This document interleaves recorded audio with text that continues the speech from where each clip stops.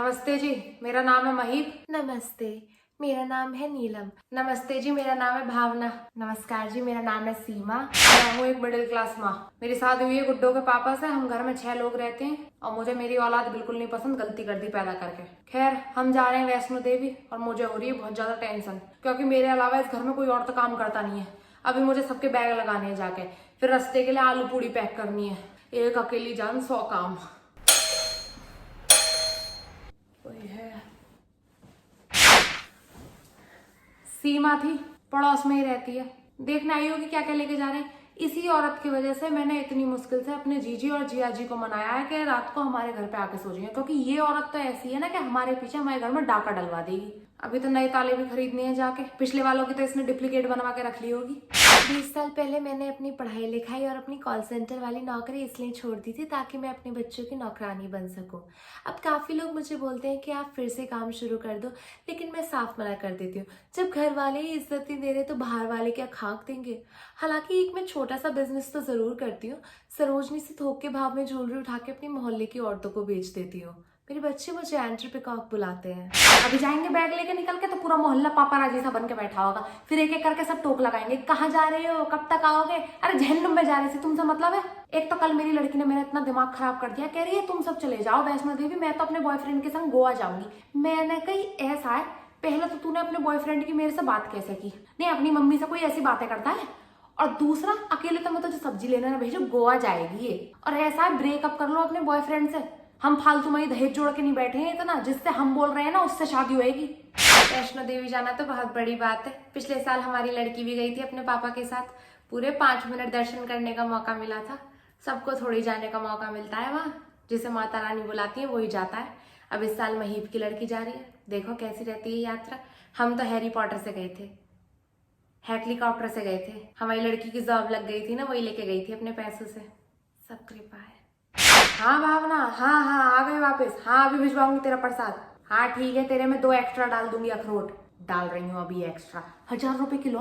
पिछली बार इसने इतना प्रसाद मंगवाया था, हमारे बैगों में आधा वजन तो इसके प्रसाद का ही हो गया था। हाँ हाँ हाँ, बहुत सुखद हुई यात्रा। हाँ, काय की सुखद हुई है यात्रा। पूरे रास्ते इतना परेशान किया है ना सबने। किसी को नींद नहीं आ रही है, किसी के पेट में गड़बड़ हो रही है। सबको क्या मैं हाजमुलाई देती फिरूं? कभी तो अपनी माँ को चैन से जीने दो। इनके पापा को घुटनों में प्रॉब्लम रहती है तो वो बोलेगी चलो पिट्ठू और खच्चर कर लेते हैं। मैंने कहा चलो ठीक है, घुटनों को आराम मिलेगा, अच्छी बात है। लेकिन मेरी औलाद मुझे ज्यादा देर तक खुश थोड़ी रहने देती है। जिस खच्चर पर बैठाया उसी का मालिक पसंद आ गया हमारी लड़की को। उससे नैन मटक के चल रहे हैं, इंस्टाग्राम पे लाइक रिप्लाई हो रहे हैं। मैंने कहा ये ऐसा है, फोन छीन के ना खाई में फेंक दूंगी, ज्यादा बनी आसिक। ये जो महीप है ना, ये अपने बच्चों को बिल्कुल आज़ादी नहीं देती है। हमने तो हमारी लड़की को बिट्स पिलानी पढ़ने भेजा है, लेकिन ये इसे तो अपनी लड़की की पल पल की खबर चाहिए। ऊपर से लैंग्वेज और ऐसी इस्तेमाल करती है कि पूछो मत। अब भैया हमें तो पसंद नहीं है ये सारे शब्द की कुत्ती, कमबख्त, चुड़ैल। नहीं ठीक है, चुड़ैल तो हम भी बोल देते हैं हमारी सास को, लेकिन बच्चों के सामने थोड़ी। भावना जो है वो दिल की अच्छी है लेकिन फट्टू है काफी।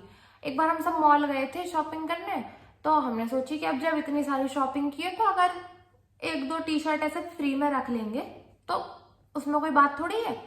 लेकिन इस भावना ने जाके मैनेजर को बता दिया और फिर हमने इससे कही तो उल्टा हम ही पे चढ़ के आ रही है। आई पड़ी, इतनी अच्छी टी शर्ट थी डीकार्थलो की, मार खाती। देखो जी, हम तो किसी के लिए दिल में कुछ रखते नहीं है। इन सब के हस्बैंड मिलके मेरे इनका इतना मजाक उड़ाते हैं, लेकिन मैंने आज तक कुछ नहीं की। मैंने कही चलो दोस्ती आ रही है, लेकिन दोस्ती तो 2 वे होती है ना। अब तुम इज्जत दोगे तभी तो इज्जत मिलेगी, साफ सीधी बात है। कल हम अपने किटी के पैसों से थोड़ा बाहर खाने वाने चले गए, तो ये सीमा कहती है कि भावना तो स्टैंड ही नहीं लेती है। अब जब नहीं है मेरी रसोई में स्टैंड रखने की जगह तो क्यों लूं, मेरे तो बर्तन सिंक में ही सूख जाते हैं। एक तो इसे हमेशा सारी अटेंशन खुद पे ही चाहिए। हम दोनों को ही उल्टी आती है गाड़ी में बैठने से। तो पिछले साल हम गंगा जी गए थे गाड़ी से, तो इसने तो गाड़ी में बैठते ही जो हल्ला काटा है कि भैया हमारा तो सर फटा जा रहा है, कि हमारा तो पेट फटा जा रहा है, हमें तो उल्टी आ रही है।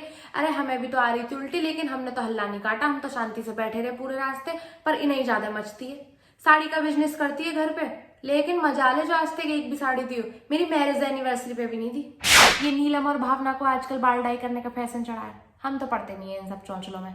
हम तो salt and paper look rock करेंगे बुढ़ापे में। मैं बाल डाई नहीं करती जी, मैं तो प्राकृतिक चीजों पे भरोसा करती हूँ। मैं तो मेहंदी लगाती हूँ, उसके कोई साइड इफेक्ट भी नहीं है। ये नीलम जो है ये बाल डाई करती है, इसकी आंखों की रोशनी पे फर्क पड़ेगा, हमें पता है। हमसे पूछो। मुझे कोई मतलब नहीं है आंखों की रोशनी से। 50 साल की हो रही हूँ, अगर अब हेयर कलर नहीं कराऊंगी तो फिर कब कराऊंगी? कल को मेरी लड़की की शादी होगी तो मैं नहीं चाहती कि लोग शादी में बोले कि वो देखो लड़की की माँ जा रही है। मैं चाहती हूँ कि लोग बोले कि वो देखो दुल्हन की बहन जा रही है।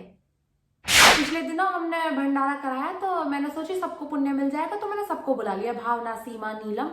तो ये भावना मैडम आई है भंडारे में अपनी सिल्क की साड़ी पहनकर, फिर कह रही है कि मैं खाना नहीं बांटूंगी, मेरी सिल्क की साड़ी पे तेल गिर जाएगा।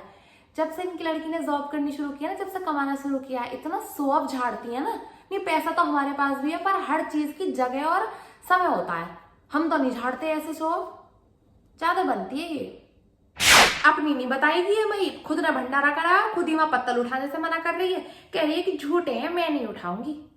भंडारे पर भावना ने तो हद ही कर दी थी, ऐसा मुझे महीप ने बताया। मैं तो परिक्रमा लगाने चली गई थी। इतना पीछे पड़ी थी तब जाके बच्चों के पापा मेरे साथ गए थे, लेकिन वहां तो ऐसी लड़ाई हुई है कि ये तो कभी जाएंगे ही नहीं मेरे साथ कहीं। अभी भी मेरा सर दुख रहा है, कमर पे भी किसी ने घूसा मार दिया था। भीड़ में हाथ साफ करने वाले बहुत आ जाते हैं। अगले हफ्ते गौरी बहन जी ने बुलाया है सबको, उनके घर पे एकादशी का उद्यापन कर रही हैं वो। अब तो वही मुलाकात होगी, वही मेल करा सकती हैं अब तो हमारे बीच में। अब देखो क्या होता है।